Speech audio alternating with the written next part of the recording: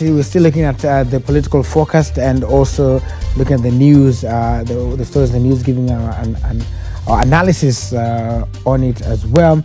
We have with us, of course, Florence Kajuju, David Yosian, and Mark Bichachi. And I want us to now look at the tomorrow, which of course is swearing in. We've been all talking about the president reaching out in terms of dialogue. Florence seems to think the best move is for the former prime minister to attend the swearing-in ceremony. They have, however, said they're going to go on with their parallel rally, and the police have said it is illegal. I guess the first question would be, should they go on then with the rally, or because there's a story here on the Daily Nation that says, "Don't hurt our people, NASA cautions police." There is going to be, President Uhuru Kenyatta, President-elect Uhuru Kenyatta said that all the people want to do is to live in peace. So what should be the way forward tomorrow? Start with you. I guess if NASA feels that they must have a meeting tomorrow, it is within their rights. Let them have the meeting, but then they should not interfere with other processes. They have said that they're going to have it in Jacaranda. I don't think there's any major problem with that. But the police have not been hurting their people as they're alleging. I think the police should be there to offer security, because where Kenyans meet, assuming that it will be a meeting of, I don't know, they're saying it's morning, they should have the police presence so that they're, in case of any situation that might arise, they could be taken care of. So to me, it's not a big issue, but I would imagine that if really the former prime minister is a patriot, he loves this country, as he claims that he does, then what he should do is accept the president's invitation to tomorrow's function, the swearing in, and be there with other Kenyans so that they can continue, start this journey, the healing process that David talks about. We can bring together Kenyans. We don't have to have, it's agreeable to have different opinions and divergent views in as far as issues are concerned in Kenya. But then, when do we start the healing process? I don't think having a rally in Jacaranda and the president swearing in Kasarani is the best way forward for people who love this country. Because the problem with NASA, they haven't accepted the fact that the president won. The president was declared the winner by the Supreme Court, and the president is going to be sworn in tomorrow. They are just talking about fresh elections, which to me do not apply in the Constitution as it is. So let us come together, be able to build this nation. That is the only way that we as Kenyans then can move forward. And everybody, the 45 million Kenyans, can also come together and we begin to heal. David, there's also talk about, you know, the talk has been in the build-up to this, electoral reforms and inclusivity, like we've been talking about. And the meeting tomorrow, we have a statement by Norman Magaya, the CEO, who said, you know, if the police is not interested in the event, then they should keep off. We have the People's Assemblies that the High Court in Kitui said are illegal. And then this event tomorrow that, again, now is, unless something happens today, still stands illegal. What should happen? Well, I want to agree with Florence to the extent that there's no problem whatsoever with NASA supporters going to Jacaranda and doing their thing.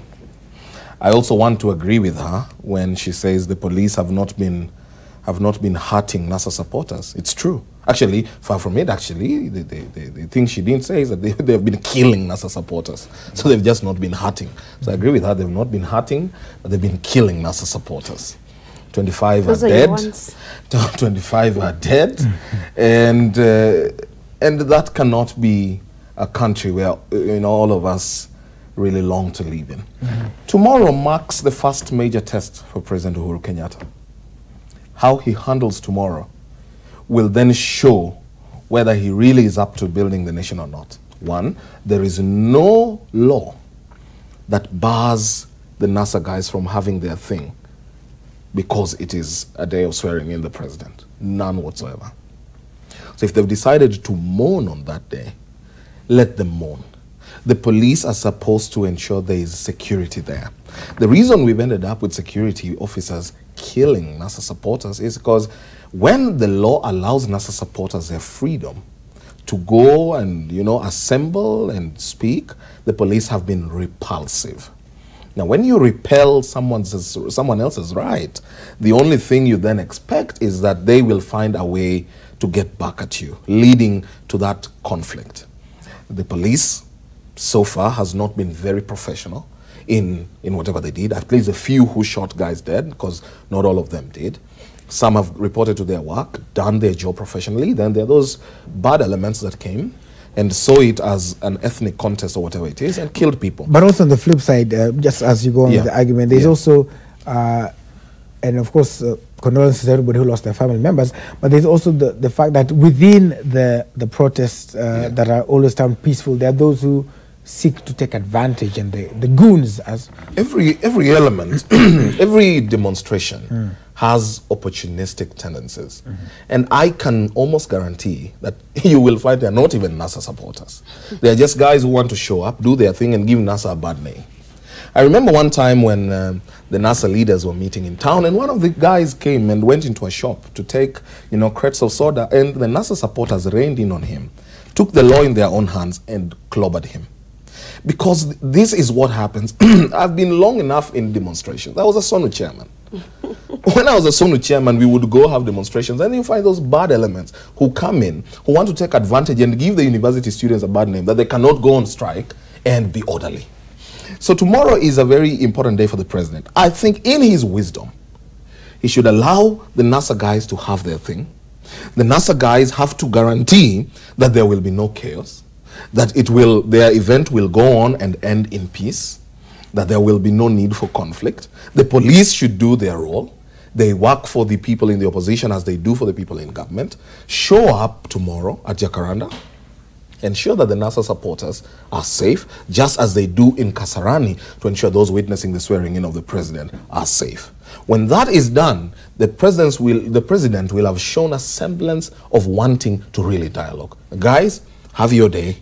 If that's the way you are going to express your grief, but kindly, if it is possible, let's come and talk thereafter. And I think that when that happens, there will be no need for conflict. Because the moment the police will try to barricade roads, getting to Jacaranda, to do whatever it is, we will have what happened on the day the president refused that Raila couldn't be received at the JKIA.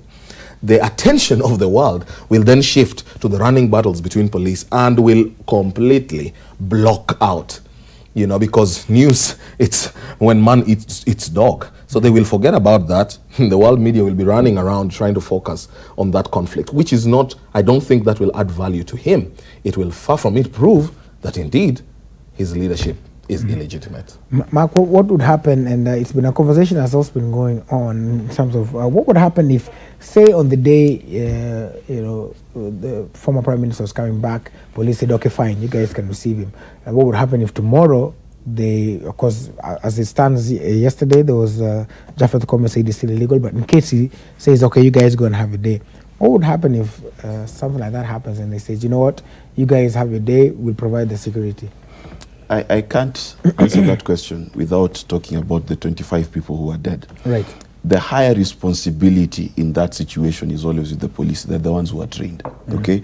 And it would be wrong to say that we can, as a country, we can ignore 25 dead, whether Jubilee, NASA, or aliens. These are human beings that have been killed, whether by stray bullet or stray policeman. We, as a nation, need to recognize that lives have been lost, and one life is one life too many, okay? Now, from that basis, I would like to help Mr. Koome, honestly. Okay, first and foremost, if you want to avoid chaos, if there is a proper route agreed between the police and the demonstrators, then everyone who is even afraid will close their shops. Okay, we will take precautions. Drivers who are driving will avoid certain routes. Now the problem is this: when you try to clamp down on an emotional crowd, it never works. This is how Jesus got crucified. Okay, let's understand that you cannot control an emotional crowd, and those people are emotional, and it is within their right to be emotional. But as a country, we sit at the place where Solomon's son sat, And Solomon's son was asked a question. Will you be tough on us or will you be gentle? And he said, if my father was tough, his toughness will be like my little finger. So my hand will be worse. And that's how you split a country. The truth of the matter is, and I'll speak now as a strategist, okay? If I want to bring attention to myself, then I'll set a trap for you. What is the trap? I will hold a parallel rally, so that now you can do what you did when I came from the airport. Because as Osiani has correctly put it, then the focus of the world changes. Now here's the issue. For me, throughout this process, I have looked at both Raila Odinga and Uhuru Kenyatta and wondered who is the Mandela among them. What do I mean by who's the Mandela among them? Who will tomorrow walk into the others' rally and say, I come in peace? That is the key question. You see, apologies are about gestures. Making peace is about gestures. The grander the gesture, the more powerful. The truth of the matter is this. If as president and duly elected and sworn in president of this country, he walks into Jacaranda tomorrow and he says, I am sorry for every life that was lost. Okay? Because we can argue until the cows come home whose fault it is. But the truth of the matter is there's been lives that are lost. That is not something we want to debate. We want to apologize. We want to make peace. And this is part of reconciling a nation. This is actually part of the dialogue we should be having. That, you know what? We have a police force that made mistakes. Okay, it does not mean all policemen are bad, but they made mistakes. You know what? NASA supporters or not, there are certain demonstrators who hurt innocent people. Let's apologize to each other and say, you know what? I may not have been the person who stoned you, but I apologize because I think that person was part of my crowd. I may not be the policeman that shot you, but I apologize. You see, as a country, these are the conversations we need to have. We need to realize that unless we come to a point as a country where we're willing to say, you know what, let's not bicker and argue about everything. Let's have some basics that we can agree on. Human life and human decency is one of them. And again, as Kajuju has said, which is very, very important, can Raila Odinga drive into Kasarani and say, you know what, Kenyans, I may disagree with him, I may not like it, but as a country, I'm sitting here to show the country that I'm willing to talk. The same thing for Uhuru Kenyatta. If we can begin at that level, then we are beginning to deal with issues in this country. And that's where my point is. That's where we start. It is noteworthy that as all these lives have been lost, there wasn't even a condolence from the president. It is noteworthy. And that's why Mark's statement of what he ought to do quite rings, you know, with me. That all these lives were lost. When one person who was attending a rally in Nyeri had the building collapse on him and he died, the condolence was sent almost immediately. When all these others have died, then there hasn't been any condolence about their death, which would let people then make imaginations of who really allowed these deaths to happen. So I think part of the president's job, because you're a president. All these people, whether they agree with you or not, are Kenyans, granted for you to lead. The Lord has appointed him to lead. Now he must lead. And leading means accepting that his policemen killed. If he doesn't send condolences to the 25 dead, then the imagination remains. And our imaginations are very fertile. Then it can remain for David to infer, appropriately or not, that the president allowed the killings of the 25 NASA supporters. Florence, you had everybody. I'm happy that David recognizes the president, and he is the until president. Tomorrow we can see. Yeah, he is the president for sure. And I think the manner in which a message of condolence is sent, it need not necessarily come from the president. And first of all, there was an issue as to the number of persons who died as a result of the NASA chaos. Because what happened on that day, really, I don't think the blame falls on the police alone. Because I could see NASA supporters with stones. And when the police were trying to ensure that there is security in that function, they were throwing stones at the police. So this chaos cannot just be said that it's the police who perpetrated it. It is, NASA is to blame totally, And the police also have their share of the blame. So we cannot just sit here and say the police are the ones who killed people. Lawrence. We cannot. Okay, that's a very emotive. If I may for once disagree with Florence, let me put it like this. Okay, in my house, okay, when my kid is throwing a tantrum, and I respond with the tantrum, who has failed more, my child or me? The person who's trained in Kiganjo for 6 months is the police. Okay? Now let's understand one thing as a country. Laying blame at situations where people have lost their lives is not a partisan issue, is a human issue. As human beings, we need to understand whether it was NASA that started it, okay, and the police ended it, or the police that started it and NASA ended it. It does not matter. People died. And here's the problem with war. Even when you fight with your wife at home, you'll realize after 5 minutes, you cannot remember who started. But the reality of the matter is, if we are going to argue about who to blame, when people have died, we miss the point. The reality of the matter is we should live in a country where demonstrators are not trying to kill police and civilians alike, and the police are busy trying to take care of the people. It's a very dangerous territory when we begin to assign blame. And I'll tell you why it's dangerous. Number one, the danger that we face, if we say the police, broad term, again, have killed NASA supporters, you are also saying that the police have killed tribes, certain tribes. Dangerous statement. Okay? Again, you're also saying that the state is against certain people. You understand? But when you reverse it as well, you have problems. Where do you have a problem? Are NASA supporters the only violent demonstrators in this country? No. You understand? So let us not paint things with broad strokes. Here's how you say it. Number one, there are elements in the police that made a mistake. True. There are elements within the demonstrations, whether NASA or people who took advantage made mistakes. How do we heal as a country? Let us console with the dead. Even Jesus said, mourn with those who mourn. I didn't finish my point. Oh, all right. Demonstrations, by law, are supposed to be peaceful. Whenever you go for a demonstration, you don't need to carry stones. So one thing that we should accept, and I'm not actually blaming NASA and saying that they are the ones who caused the deaths. It could have been anybody who killed. But we are saying, and I agree, legally speaking, the police have a higher responsibility because they are the ones who have been trained.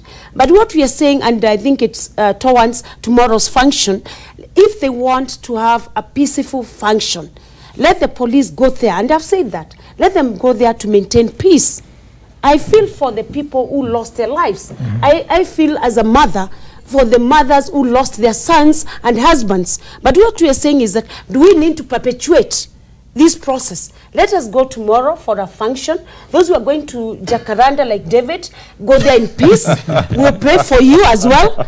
And let us also go to Kasarani for those of us who are going to Kasarani and do our thing. And everybody will be happy at the end of the day. Let us see the fruits of their labor for tomorrow, and let us build our nation as a Jubilee people, as a government from tomorrow, and go on. And we are going to include them. I'm actually going to recommend David to be on the table when the time comes. You know, there's a thing about Florence has a bright political future. I think she has her days ahead of her, and the people of Meru are blessed to have her. She, however, has been on the side of power that she forgets that pain is pain, it doesn't care power.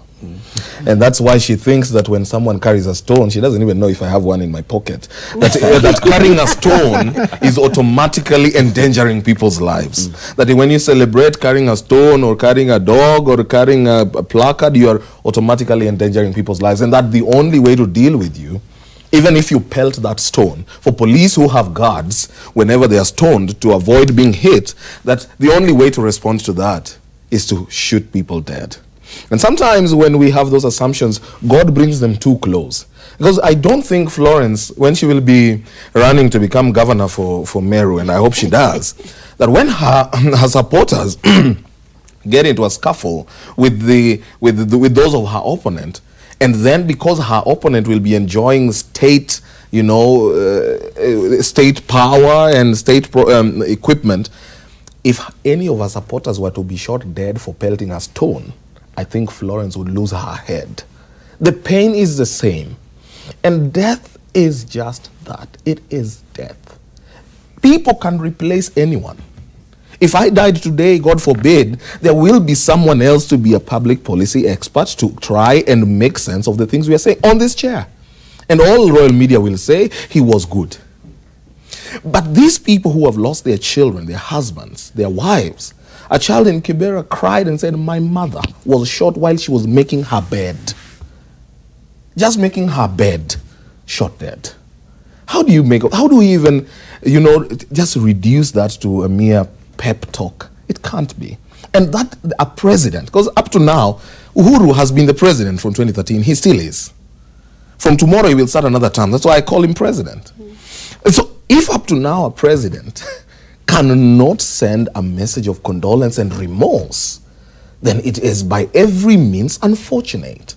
And Florence cannot justify or even rationalize that. She should have just said, Mr. President, let's agree you have been wrong. Because even Mark here, who belongs on the same side with her, agrees that on this, it has been unfair. So tomorrow, let's wait for Jacaranda to happen. Okay. Give them time. Let the police provide security. Benefit of doubt, let's wait and hear what will be said tomorrow David. By the president. Still on that, even as we talk about tomorrow, talking about moving forward, and that's what we've been seeing from tomorrow.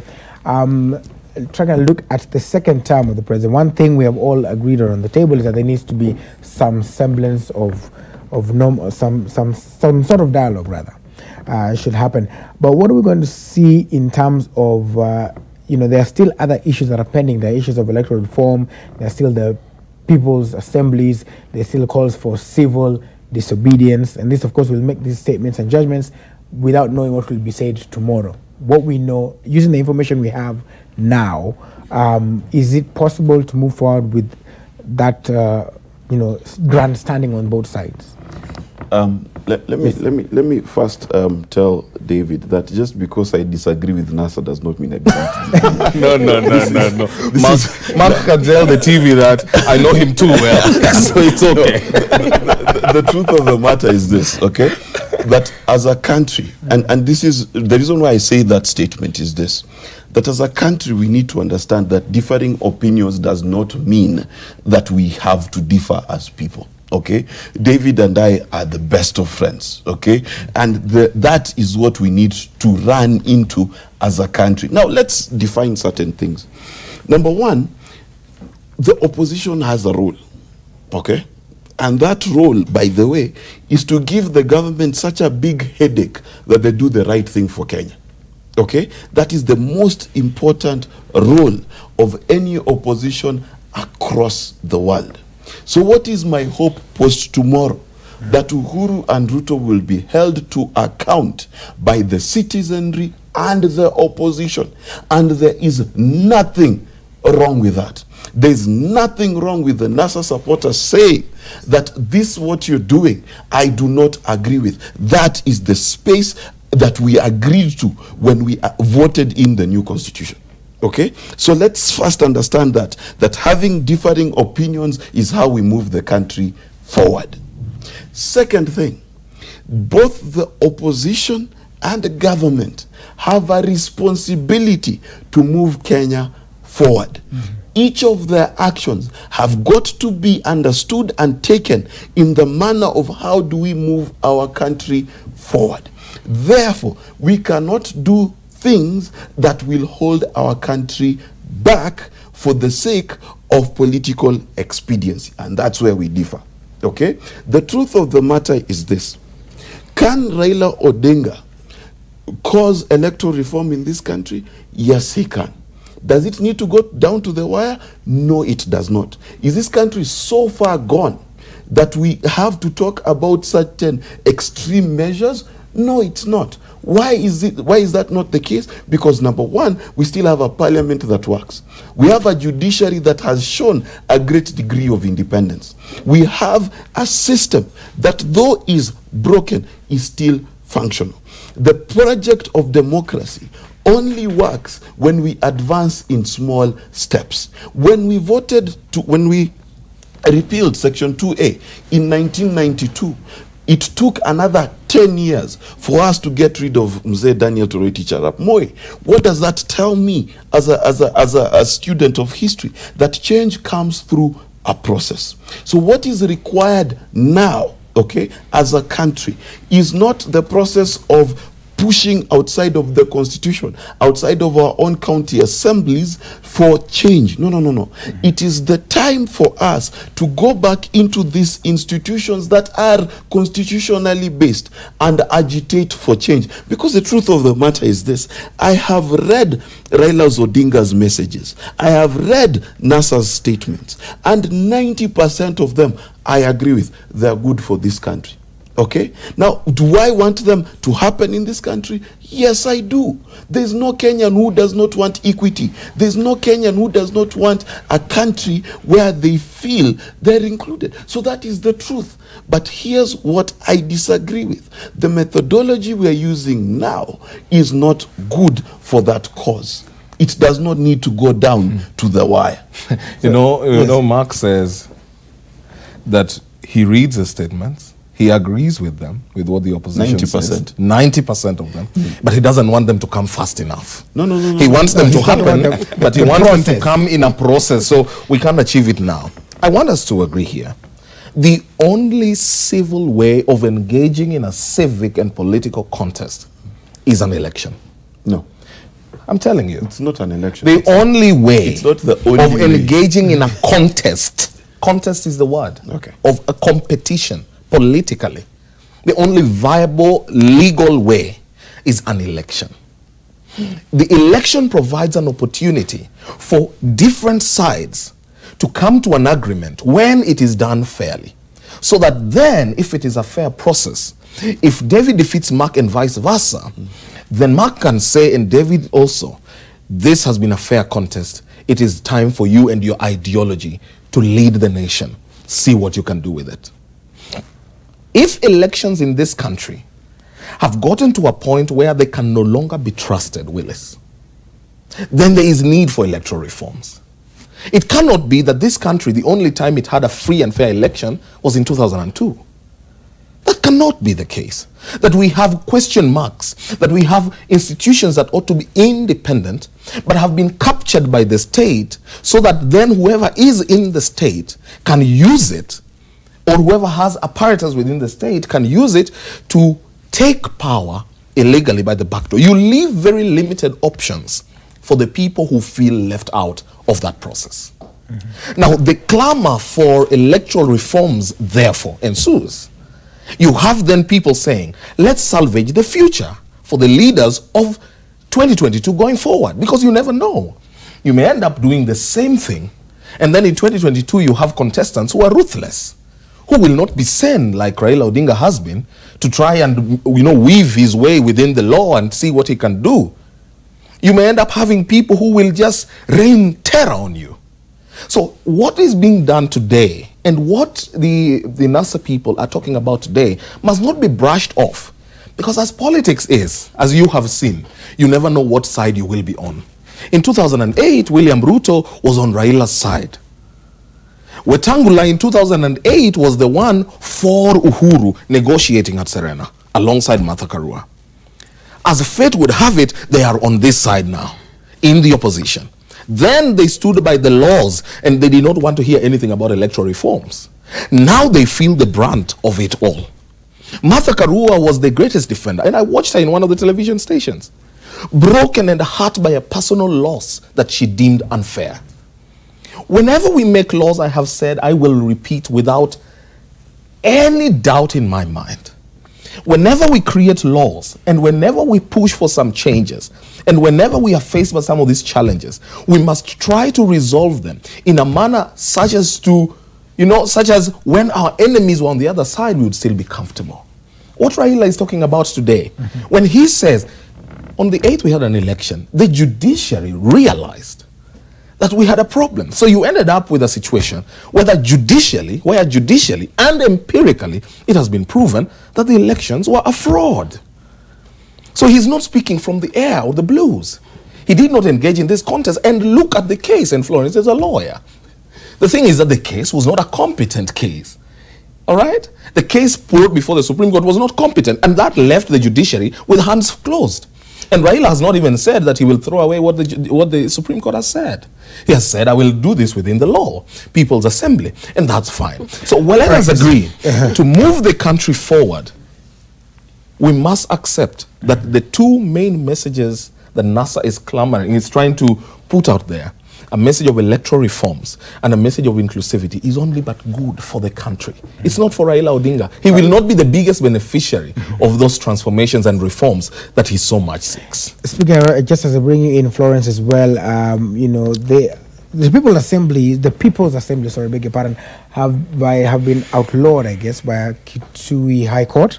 However, you know, they still, cause they were already happening by the time that was going on, and NASA is about to go on with the People's Assemblies. So where does it leave? Is it, first of all, legal to have the People's Assemblies, and what would be the outcome? And then, of course, we'll bring in David and Mark on the same. First of all, let me try to inform David that all of us agree, even at the time that we promulgated the Constitution in the year 2010, that it was not 100% good, that parts of it was not good. And now that we have actually experimented this Constitution, we have lived this Constitution, we now realize that there are issues here and there that must be rectified. To that extent, I agree with you that we need changes to the Constitution. We need changes to the electoral reforms and the laws that are there. And that is why you saw that attempt by Parliament even to ensure that they put in a few things here and there. But, and even the IBC, I listened to Chairman Chebukati saying that once we get the full text of the judgment of the Supreme Court, we are going to see where we need to make amendments here and there. But now, coming to the mode of execution, we know that Raila believes in making some changes to the laws.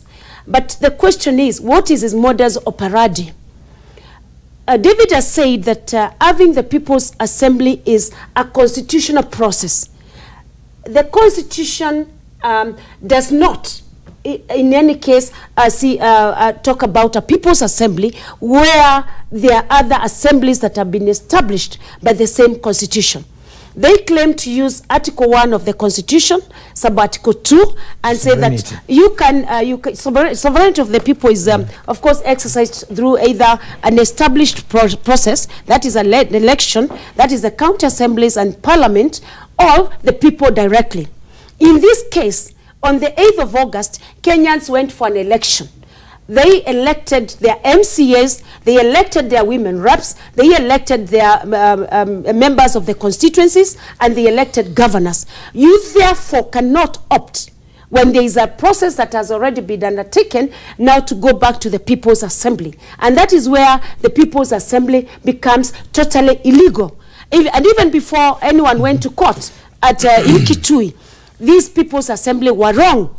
There is no way a county assembly can pass a law, sort of, you know, in quotes, it is dissolving itself, because they are passing a law to say, we are going to the people to listen to them. So the MCA decides that he is not going to discharge his duty as an MCA, but he's going to the same people that elected him and gave him that mandate to ask them, what are we going to do? How do we change the law? That is totally illegal.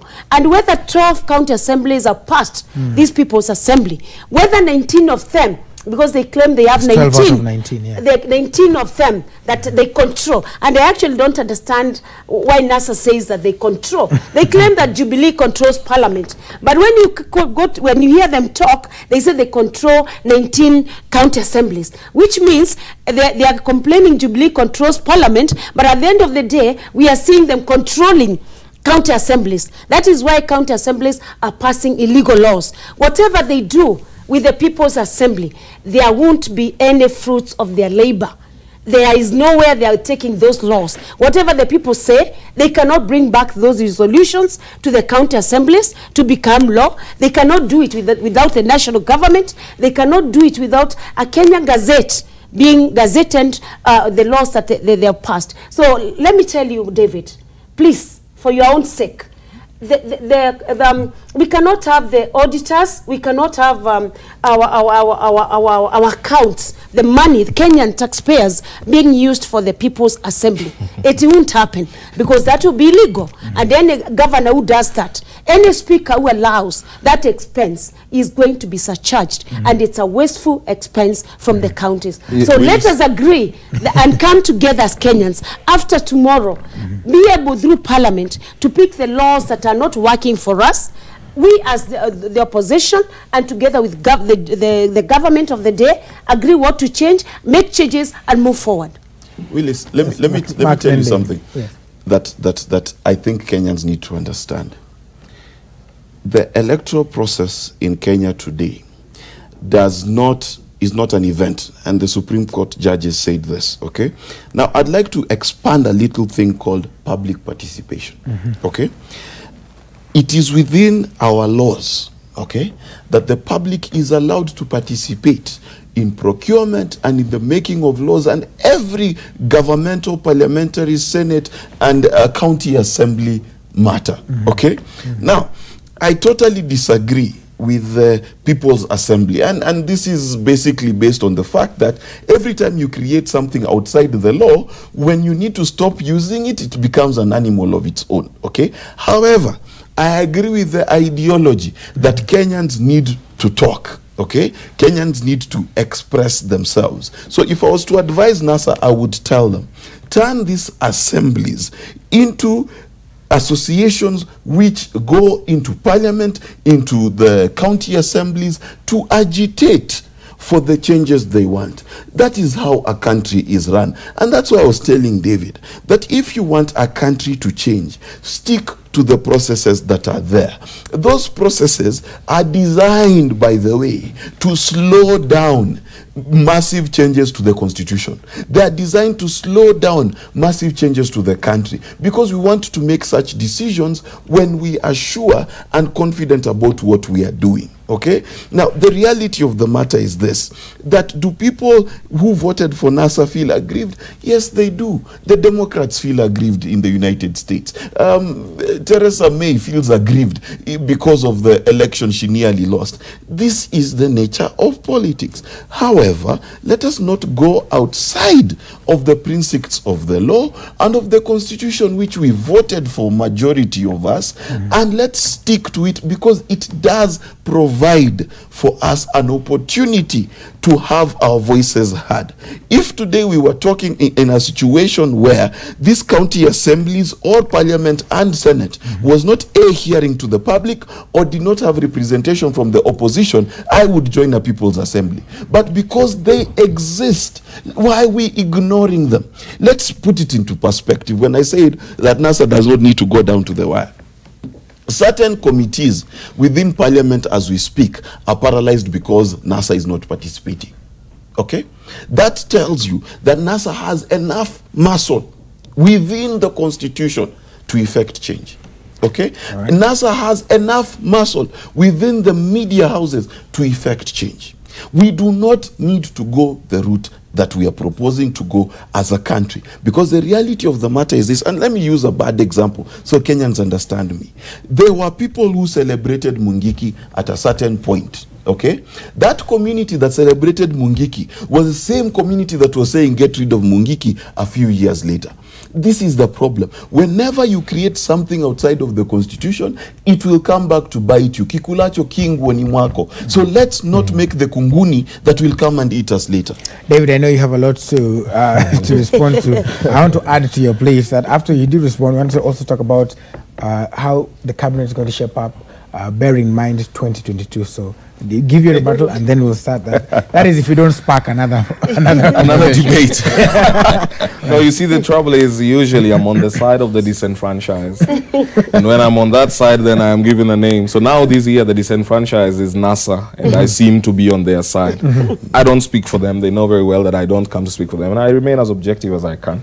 I was on the side of Oscar Kingara when he was killed, because Mungiki was originally founded to, you know, as fighting for the land rights. Then it morphed into something that was a monster. The People's Assembly is informed by the law. Article 1, Sub-Article 2, as Florence has said. It has been declared illegal by a court in Kitui.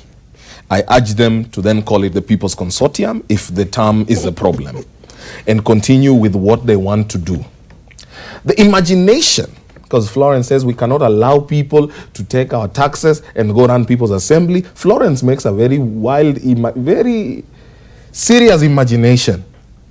She imagines that the people in Meru and Tharaka and Nairobi and Kiambu are the ones who pay taxes. She forgets that the people in those 19 counties pay taxes.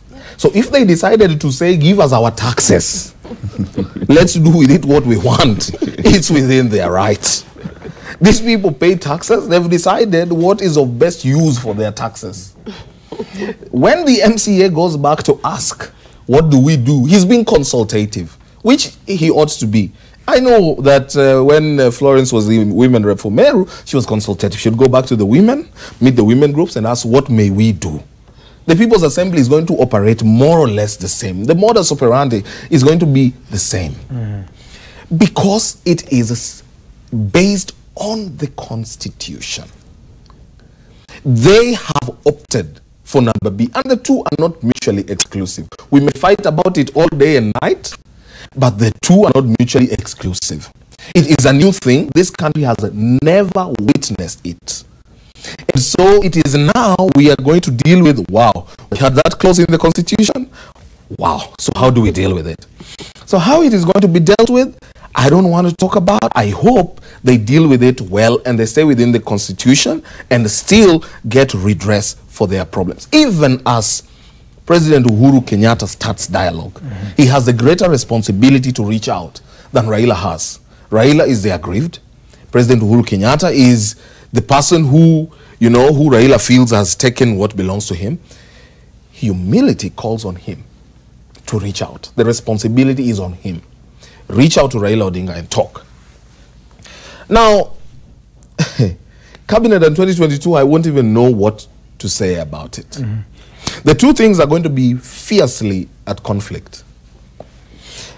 President Uhuru Kenyatta's legacy versus Deputy President William Ruto's ambition. Whether the two will marry seamlessly, I don't know. Do I think they will? I doubt. Because one person is going to be nurturing his path towards the presidency, come what may, which will most likely be at conflict with the desire to for President Uhuru Kenyatta to crack down on a few of these vices and leave a country together that is solid. President Kenyatta may decide that I want to be so inclusive, but in being inclusive, he may end up with names that the deputy president doesn't think will add value to his 2022 bid and the conflict. And I can almost guarantee you the nature of politics, just as I said earlier, who belonged on what side the other time and who belonged. And that's why I ask them to be very cautious because, you know, NASA may move to 2022 and Florence may find herself on NASA's side and go like, wow, is this it? I can almost guarantee that 1.5 years down the road, there will be an acrimonious disagreement, even within Jubilee itself. It's the nature of politics. What they will be disagreeing about, I don't know, and I don't want to speculate. But I can almost foresee that one side of the Jubilee, and I told Madam Kajuju when we were offset, that I can almost guarantee that we will have TNA and URP back. The two will split because the interests will be at variance, their point of convergence will have been broken, and they will then start to make alliances forging towards 2022. And when that happens, they will be the ones to thank the NASA leader today for having really pressed for electoral reforms. So I think the cabinet first getting to a point of agreement between the two is going to be a problem because, you know, they have their nusumkate. You know, Jubilee is nusumkate of its own kind. The deputy president has one nusu of the mkate and must decide. The president doesn't have, you know, have it all. But the president has all the power, so he may well decide to ignore the deputy. If he does, there will be a backlash. It's going to be a very dicey thing. But what must happen is that that cabinet must be a face of this country, an appreciation of the nation, and it must have people who are competent and can transform lives of the Kenyans. Florence, what do you think, even as we go towards the end of the show, but what would you think the second and final term of President Uhuru Kenyatta will look like, even as we talk about the cabinet? Because we can see on the top of the Standard, like we said, there is a storm over plea to axe Kinjuri, where a group is disowning Nyeri Senator for advising the president to replace the devolution cabinet secretary, of course pointing to the fact that it was CS Musheru who was leading the funeral arrangements for the late governor, and other issues as well. First of all, in 2012, the president and the deputy president came together.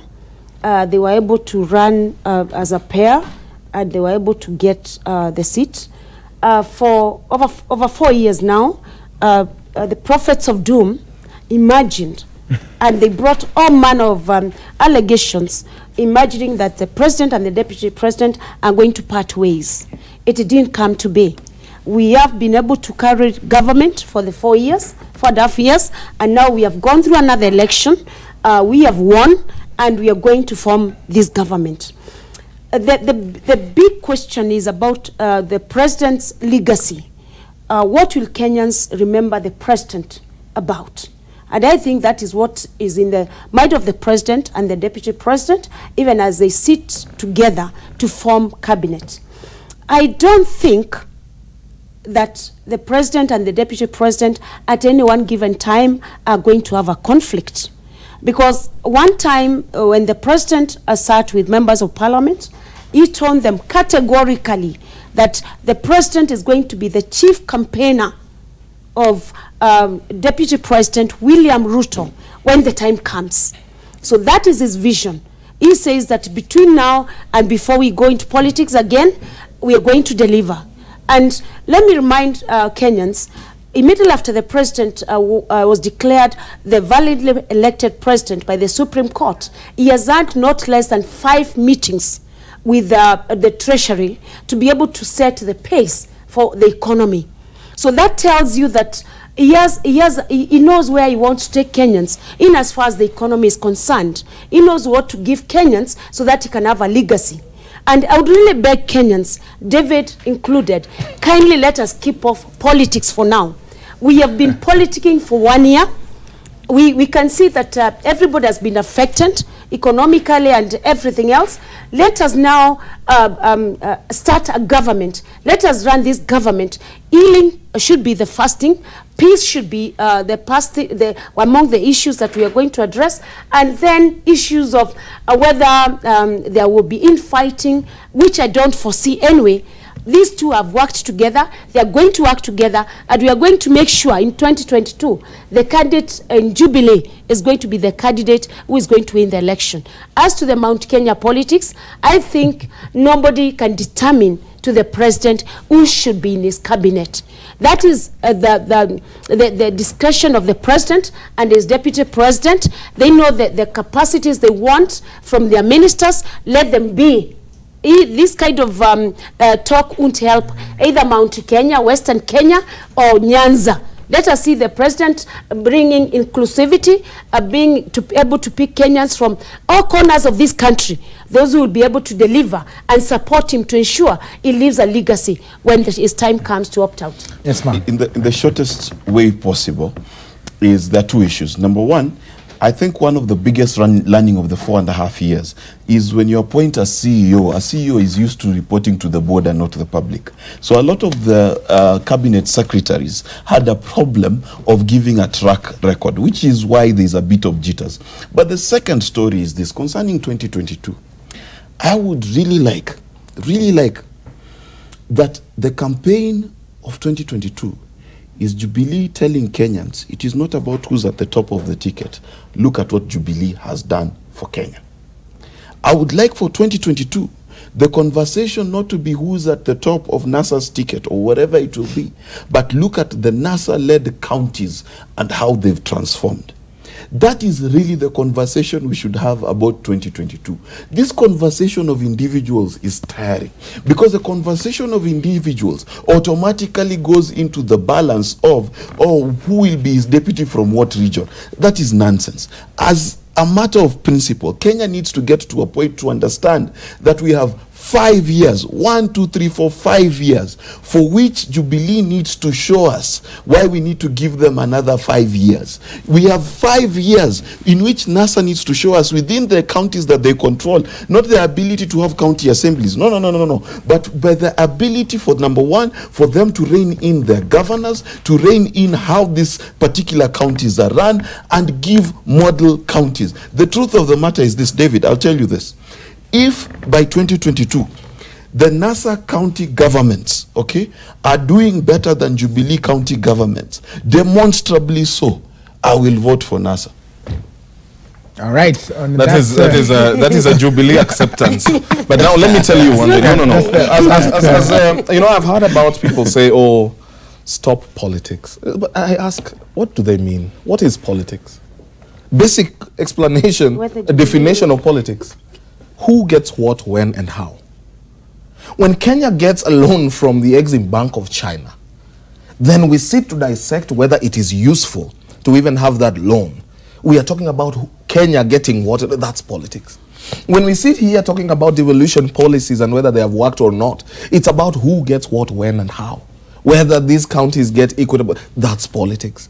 And so politics is what it is. Every movement within government, every process is politics. Right. It's geared towards seeing who gets what, when, and how. So the president should take it easy with political analysts like Mark Bichachi or public policy experts like myself, and let's just agree that everything that will be going on within the country will be politics and needs to be seen for what it is and assessed for what it is, and the country informed about it. The only problem with NASA is that politics is about only one person winning. Yeah. Raila Odinga, nothing else. Thankfully, I'm not for NASA. All right, I'd like to get thank you so much for coming through and for all the insightful comments.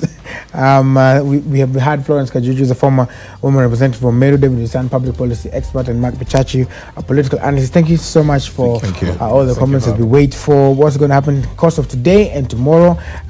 Citizen Extra will going to be up in a short while, but before that, we're doing something very interesting today. Joy Muthengi is out in Muthaiga, and she's getting ready to horse ride. As you can see there, that is the horse that Joy will be riding. As you can see there, I don't know, horses are sure here. It is ready. It is ready. Be on the safe side. To be on the safe side, it's ready, and there is the stable over there. And Joe is going to be explaining exactly what it takes to ride these horses and the joys of horse riding. So if you are interested and of course want to learn and just to see Joy on a horse should be reason enough. And to tell us to tune in. And to tell us whether horses' mouths are really that pretty. Exactly, to hear from the horse's mouth. All right, before that, of course, we're going to listen to some beautiful music. David Dusian seems to really love this country music, as well as Winnie, who is our director here as well. So let's listen to some beautiful music from Carlos Kiba. And then, after that, we go horse riding with Joy. #PowerBreakfast 2242. Good morning.